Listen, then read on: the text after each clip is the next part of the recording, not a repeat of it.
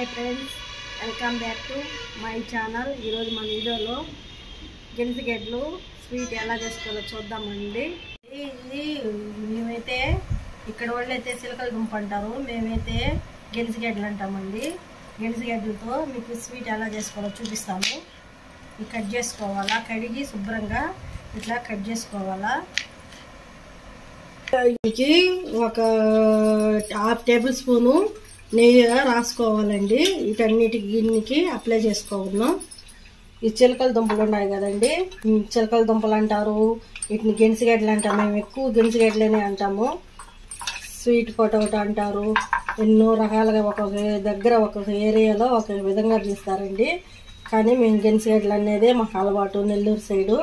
ఇవి పొయ్యి మీద పెట్టుకుని బాగా ఈటెక్కిన తర్వాత ఇట్లా పెట్టేసుకొని ఒక గిన్నెలో మూత పెట్టేసుకున్నామండి. కొంచెము ఒక 10 నిమిషాలన్నా పడుతుంది ఉడికేదానికి. అవి ఉడికిపోయే లోపల బెల్లం కట్ చేసి పెట్టుకున్నామండి. కట్ చేసి పెట్టిన బెల్లం ఇది ఒక 100 గ్రాములు ఉంటుంది.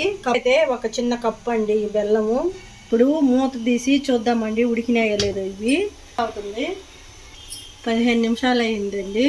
ఇదండి ఇట్లా అంటే ఉడికిపోయండి. అవి చూడండి, ఇట్లా ఇష్టంగా తినేవాళ్ళైతే ఇట్లయినా ఆవిరికి ఇట్లా ఉడికించుకొని అయినా తినొచ్చు, సూపర్గా ఉంటాయి. కానీ స్వీట్ చేసుకున్నా కూడా బాగుంటాయి. ఇట్లా నచ్చిన వాళ్ళు స్వీట్ చేసుకోవచ్చండి. అది దించి పక్కన పెట్టుకున్న తర్వాత బెల్లం వేసుకున్నామండి. 1 కప్పు బెల్లం తీసుకున్నానని చెప్పాను కదా, కట్ చేసుకున్నానని చెప్పాను కదా. మనం ఏ కప్పుతో బెల్లం తీసుకుంటామో ఆ కప్పుతోనే వాటర్ వేసుకోవాలా. బెల్లం కరిగేదానికేనండి వాటర్ అనేది. ఇద్దండి బెల్లం కూడా బాగా కరిగించి చూడండి, కరిగితే చాలండి. మనం ఏం పాకం పడాల్సిన అవసరం ఏం లేదు. యాలకులు ఒక 5 యాలకులు తీసుకున్నాను. ఈ కచ్చాపచ్చా దంచేసుకోవద్దు, పొగుడునే వేసుకోవచ్చు, కానీ నేను యాలకులు దంచి వేసుకుంటున్నానండి.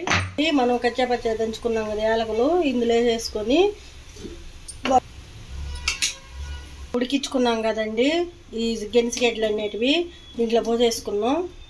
పోసుకొని బాగా ఇట్ట ఒక 10 నిమిషాల పాటు అయినా ఈ బెల్లంలో ఈ స్వీట్ అంతా దీనికి పడేలాగా కలుపుకుంటూ ఉండాలండి.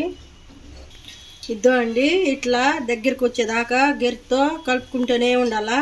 కొంతమంది అయితే బెల్లం కరిగేదానికే కొంచెం వాటర్ వేస్తారు. నేను 1 కప్పు బెల్లం అయితే 1 కప్పు వాటర్ పోసానండి. మీకు అన్న అవసరం లేకపోతే బెల్లం కరిగేదానికే వేసుకోండి. కానీ ఇట్లానే వీటిని ఈ బెల్లం కరిగేదానికే వాటర్ పోసుకున్నారనుకో ఈ స్వీట్ అంతా వీటి గెంతిగడ్డకి పడదండి. అందుకోసమే నేను 1 కప్పు బెల్లం అయితే 1 కప్పు వాటర్ వేసాను. ఇప్పుడు చూడండి ఈ స్వీట్ కూడా దీంట్లోకి బాగా గెంతిగడ్డలకి ఎల్లుంటుంది. తింటే అప్పుడు టేస్ట్ అనేది చాలా బాగుంటుందండి. అండి రెడీ అయిపోయింది. ఇప్పుడు ఒక బౌల్లో పోసేసుకున్నాం. కావాలో అంత చిన్న కప్పులు వేసుకొని తీసుకొని తింటే చాలా బాగుంటుందండి. వీడియో కానీ ఫస్ట్ టైం చూస్తున్నా లేదే ప్లీజ్ అండి సబ్స్క్రైబ్ అండి. మీరు కూడా ఒకసారి ట్రై చేసి మీకు ఎలా కుదిరిందో మాకు ఒకసారి కామెంట్ పెట్టండి.